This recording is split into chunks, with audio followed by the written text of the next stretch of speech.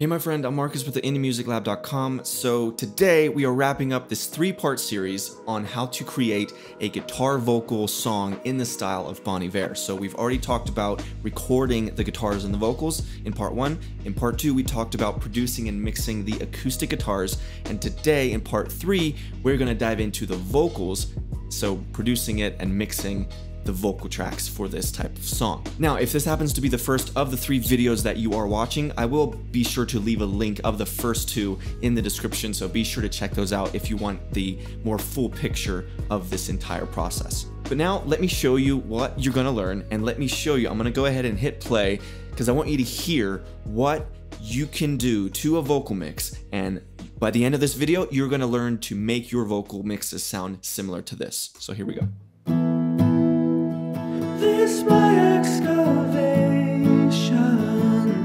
into.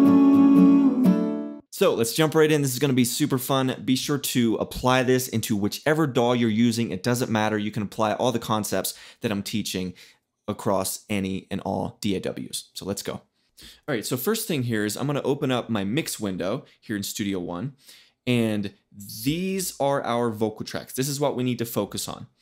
The left lead vocal, the lead vocal right, and the lead vocals bus. And we'll talk about everything here as we go, so don't get overwhelmed by anything.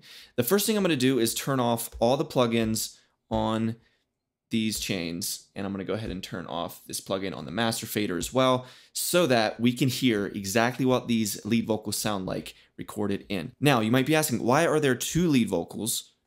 Why is there a lead vocal left and a lead vocal right? Well, what I'm doing here is the same technique that is used in Bon Iver's song RE Stacks, the song that I'm remaking here.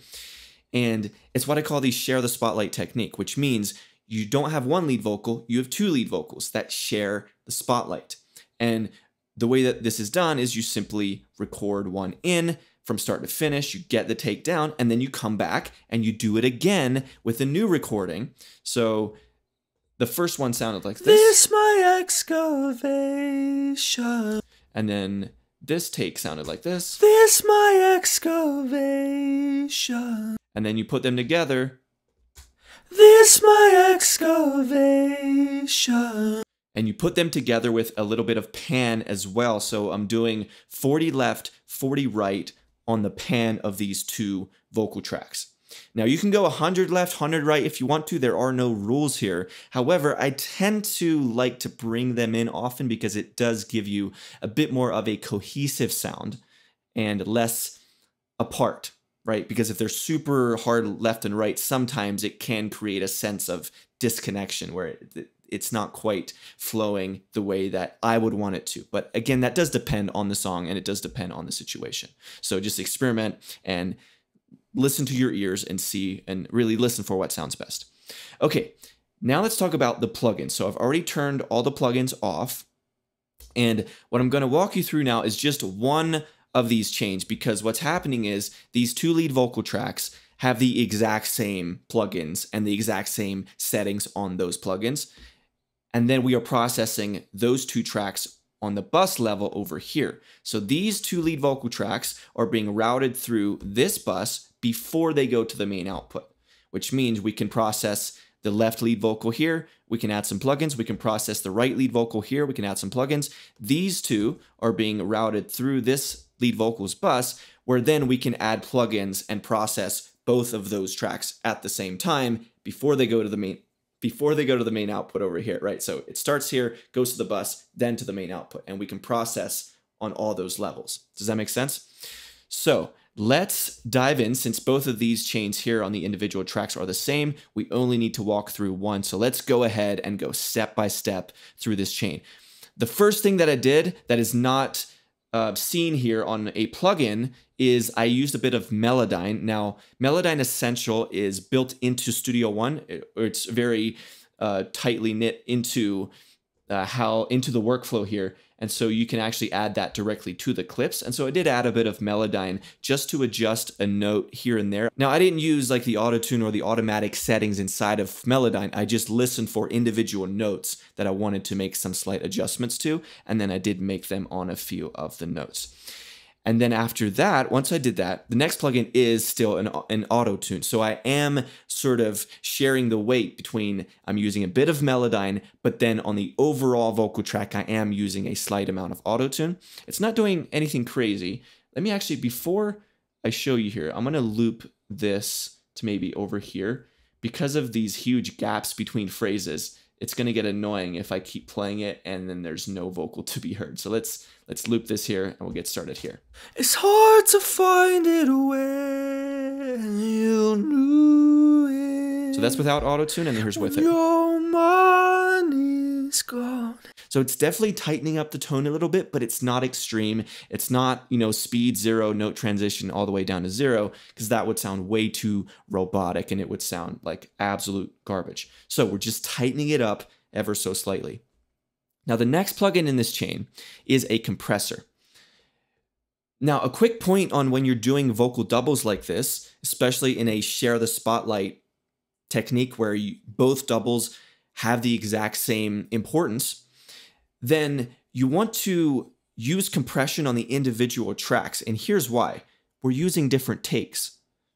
And one take might have peaks or spikes of being louder and then being not as loud, but that's not the same for both tracks because it's different recordings that we're layering together.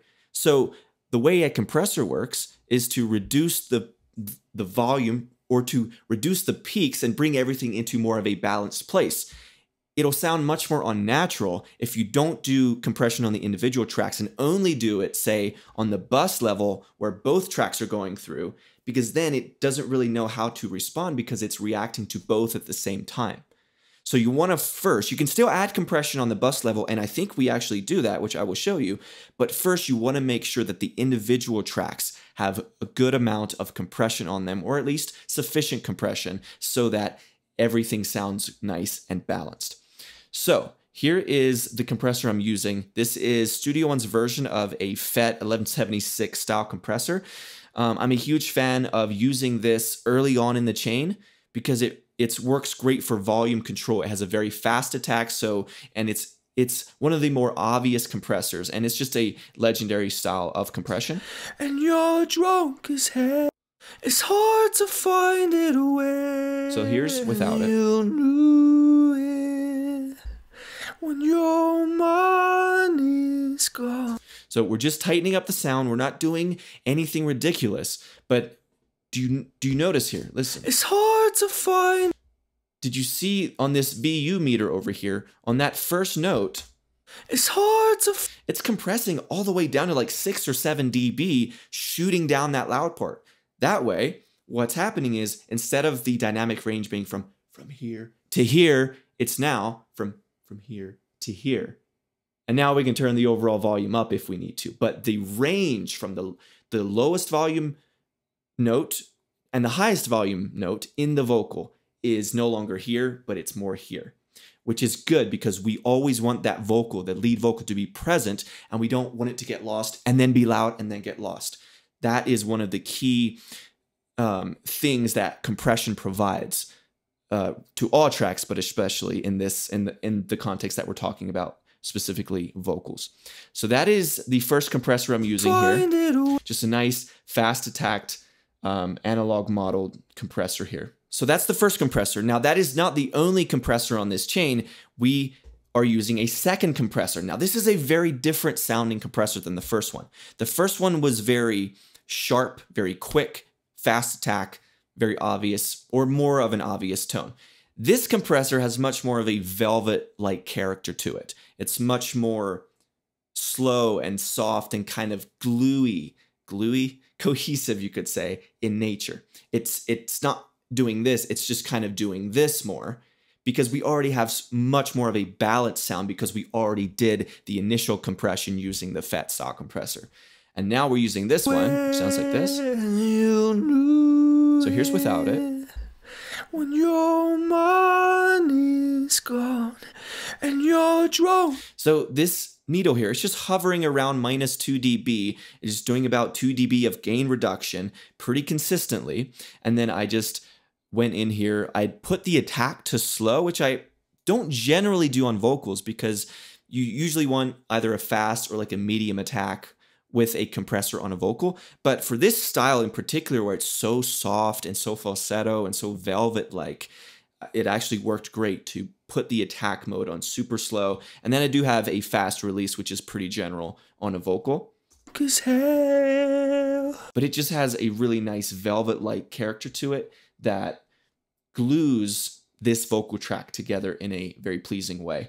And then I just went in here, adjusted the gain, which is kind of like a threshold if you're using a typical sort of stock compressor looking compressor. What am I saying? So, you know, again, just get accustomed to whatever compressor you're using. The important thing is the gain reduction and as well as the attack and release. You want to figure out like where is your compressor? Is it doing this? It's hard to find it because that's probably too much, right? So you probably want to bring it back to here. When your money's gone and you're drunk as hell. So that is compressor number 2. Now we just have 2 more quick plugins on this chain, and they're both de-essers. So this is a stock de-esser just to tame those S's. To find it De-essing is very important, obviously, especially on certain vocals. And then, now you might be asking, why am I stacking my de-essers? Why not just use one? Well, it seems to work better. I'll use one, it does its de-essing, but then I'm like, there's still a bit too much. And I even used a different plugin just to see if it could give me a bit of a different angle when it comes to de-essing and a different, say, algorithm inside of the plugin, just to kind of see if it worked. And in my opinion, it did, and it really helped tame the S's and the sh sounds as well. Hard to find it So that is the entire chain on the individual tracks. Again, they both have the exact same. So now we can play them together. It's hard to find it Okay, so now we have that done. We're not done with plugins and processing though, because we are also doing some work on the bus channel here on this lead vocals bus. So again, we're sending these two to this lead vocals bus. And now let me walk you through the plugins on the bus level here. So the first thing we have is EQ. We haven't even really done any EQ up to this point. And so here, when your money's gone and you're drunk as hell. Now, this is a bit of an anomaly when it comes to how you would generally EQ, say if you're doing pop or if you're doing rock or really anything that has more of a full band, full production feel. You are probably not going to want as much low end as we have here, because notice I'm doing a 2 dB boost here in the 200 Hertz range, which it's a shelf boost, which means it's, let me show you actually what this boost here looks like on a visual EQ. So the boost we're doing there, it looks like, let me see here. The boost we're doing there looks like this. It's basically something like that. It's boosting around 200 and everything below it as well. Again, you probably wouldn't need to do that if your song was in a more full band setting. Why? Because you have a kick drum and you got a snare drum and you got a bass guitar and you got so much more happening than what we have here in a simple guitar vocal. So this is very important. You want to contextualize it. If you only have a guitar and a vocal, that means those guitars and the vocals need to take up more space in the frequency range than those individual components would if there was a full band or full production involved. And so we are going to be using more low frequencies on both the guitars and the vocals than we generally would in a lot of productions. So that is why my EQ looks like that.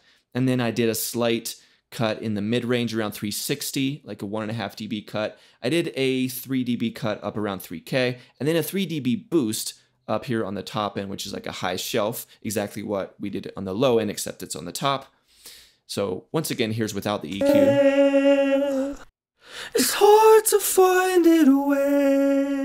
It just kind of cleans it up a little bit. Got rid of some harshness in the 3K range. some muddiness in the 360 range, and then a warmth boost here with this 220 hertz boost in the 2K range, and a bit of added crispiness up top as well. Now, if you want to learn more about EQ, by the way, I have a really good visual guide that's going to help you out a lot, and it's my visual guide for fixing vocal EQ problems. So I will leave a link to that below if you want a better understanding of where are the problems, or more, how do I solve the problems that I'm having? My vocal sounds muddy, it doesn't cut through the mix, it doesn't sound bright enough, it sounds too dark, but you don't really know how to fix the problems. This is really going to help you out. So again, I will leave a link in the description below for that. So we have the EQ. The next plugin in this chain is some saturation. And I'm just using soft tube saturation knob here. When your money's gone.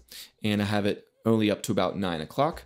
Now, because this plugin here, for whatever reason, does not have an output gain or an output volume knob, I couldn't turn it down to match the volume. And so sometimes when I use that plugin, right after it, the next plugin will just be a gain plugin to turn down the overall volume so that the volume before the vocals went through the saturation is approximately the same as when the vocals come out of the compressor.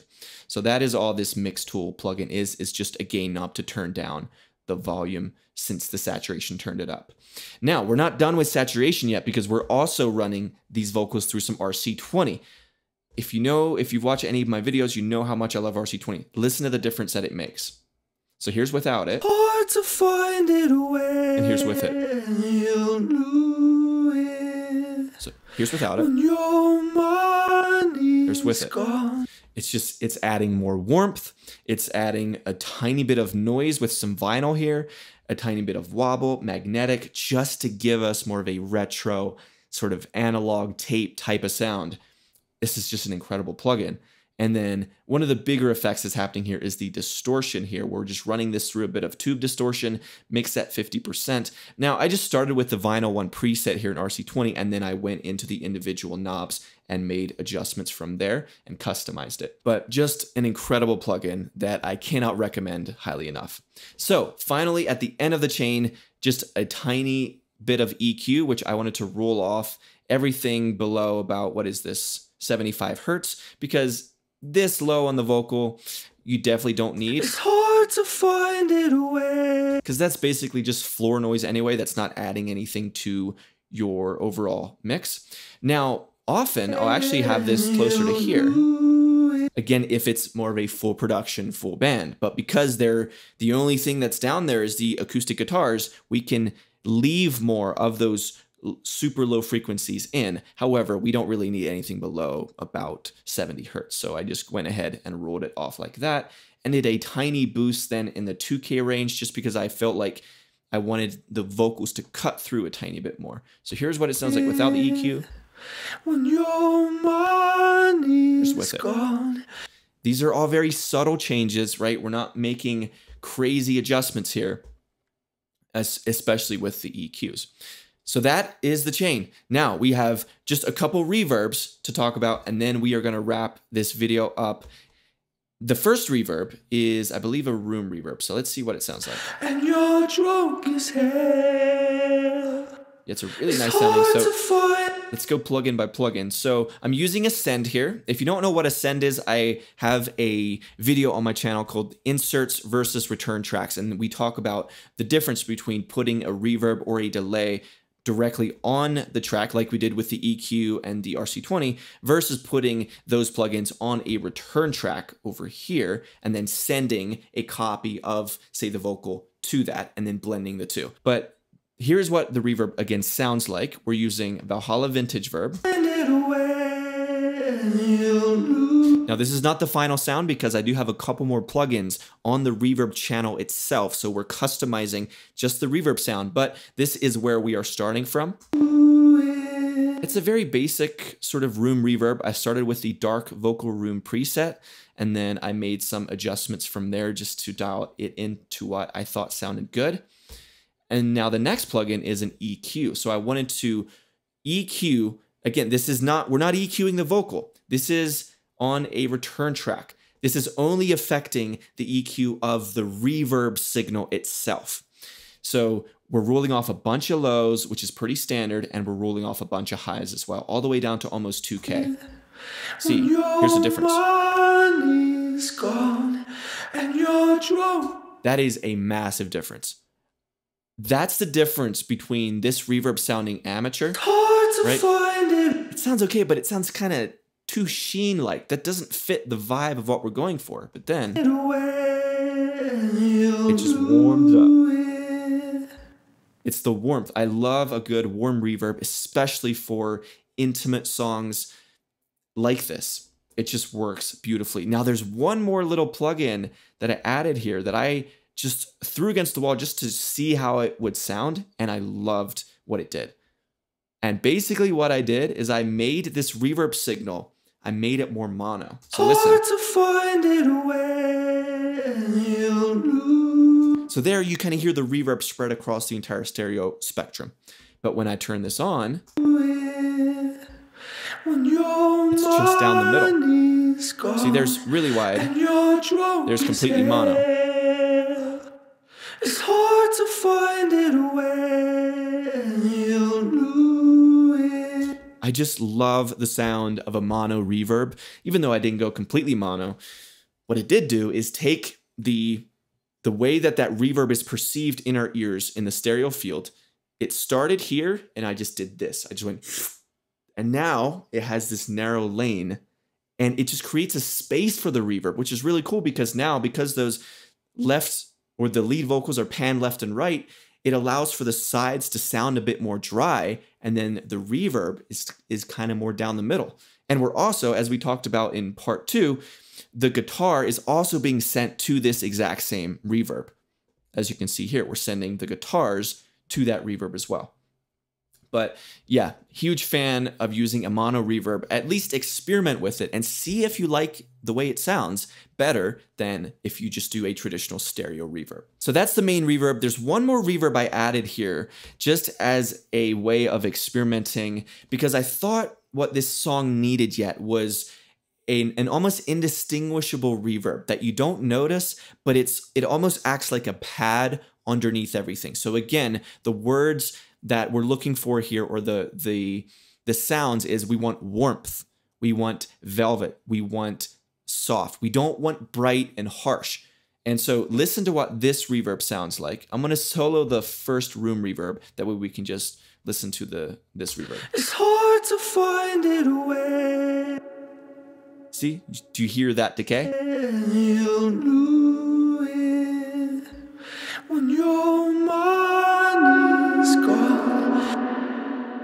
So a super long reverb, but again, it's tucked way down. You don't really hear it unless I solo the vocal. So let's walk through this very quickly. So we have Valhalla Vintage Verb here. Again, I started with a preset deep vocal space and then made some adjustments. And we have, it's about 5 seconds with the decay. And then the high cut is like EQ built into the plugin. I moved that high cut all the way down, just got rid of a bunch of highs, got rid of a bunch of lows so that we get a nice warm tone out of this reverb. And then again, I also used the mono reverb technique on this channel as well. I just thought it sounded great. Because here's without it. There's the wide, and then it's hard. Whoa, here. To find it away. Again, it just sort of focuses the tone a bit more. And for this arrangement, for this mix in particular, I just thought that those mono reverbs sounded better than stereo. So my friend, those are the plugins. Now there's one more thing that I do need to mention here is on the main output itself. I talked about this because I also used Ozone 9, the match EQ in Ozone 9 in part 2 when we talked about producing and mixing the acoustic guitars. And I also went ahead and used match EQ from Ozone 9 on the master output, which is changing the sound quite dramatically. So you could think of this as almost a mastering move, where we're starting here. This is like the mix. Let me actually turn everything back on. Let me turn on those guitars as well. So you could think of that as that's the mix. That's the final mix. It's sounding good. But now listen to what happens if we take more of a mastering approach and we really shape the tone to customize it to exactly what we want it to sound like out in the real world, right? So here's what it sounds like, just the mix, and then there's without it. The main thing that's happening here, this is not crazy, this is just EQ. It's simply boosting the lows a bunch and getting rid of the highs a bunch. So it's almost, in effect, it is putting a blanket over the entire mix and just warming up that tone. Which, it sounds better, it sounds more natural, it sounds more intimate, right? Again, listen. Right? Now, you might be asking, how did I get this EQ curve? This is the beauty of something like Match EQ. Legitimately, I captured, by playing the actual song RE Stacks by Bon Iver, I captured a portion of that song using this reference part here. I captured the EQ curve of that song. I then captured my mix. So I then captured this, which then was this EQ curve. And then I blended the Bon Iver original Stacks song to my remake of the song. And I sort of found a place where I felt like it really did improve the tone. This is by no means something you have to have, but I just love using Match EQ, especially when I'm doing remakes, because it helps educate myself. It helps train my ears and give me just more insight and information into how I can improve my skills in the future and make my songs more professional sounding by really understanding how professionally mixed and mastered songs sound and what their EQ curves are. So that is what I did with Ozone 9 at the end using some Match EQ, and that is the end of the vocal mix. So if you want to dive deeper, my friend, into EQ specifically, again, as I mentioned, I do have a visual guide for fixing vocal EQ problems. It is a free PDF that is going to give you a visual understanding of here are the problems, here are the common problems with EQ, and then here's how you fix them, and you can see visually what the cuts and the boosts look like. It's really going to help you out, so I'll leave a link to that in the description below, and it is 100% free. All right, to wrap this up, I'm going to go ahead and just play this song from start to finish. I really hope you enjoyed this 3-part series. Again, if you didn't watch the first 2, go to the description and watch those as well so that you really have a full understanding of how to create this Bon Iver style guitar vocal song. So, thank you so much for watching. I'll see you next time. This my ex-guy.